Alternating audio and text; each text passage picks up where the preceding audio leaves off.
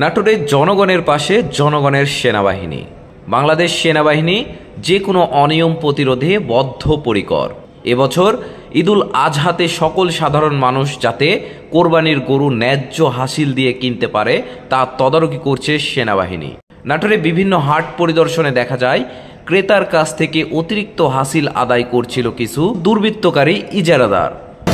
আমরা হাটে নতুন, আমরা পূর্বে রেট জানতাম না, সেই অনুযায়ী আমরা 300 থেকে 400 টাকা নিয়েছিলাম। মানে যে কিনবে তার কাছে 300 আর যে বিক্রি করবে তার কাছে 100। তো সেনাবাহিনী আসার পরে আমরা এখন 250 আর যে বিক্রি করবে তার কাছে 50, এই 300 টাকা নিচ্ছি।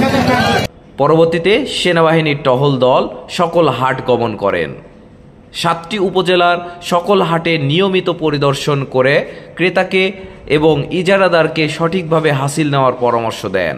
আমরা সেনাবাহিনীর প্রতিনিধি দল আপনাদের বাজারে এসে কিছু জিনিস অনিয়ম পরিলক্ষিত হয়েছে। যারা গরু ক্রয় করবেন, আপনারা 1 লক্ষ টাকার উপরে যদি গরু কোনো ক্রয় করেন, 1 লক্ষ টাকার উপরে তারা আপনারা 555 টাকা মাসুল দিবেন, মানে হাসিল দিবেন, বুঝতে পারছেন?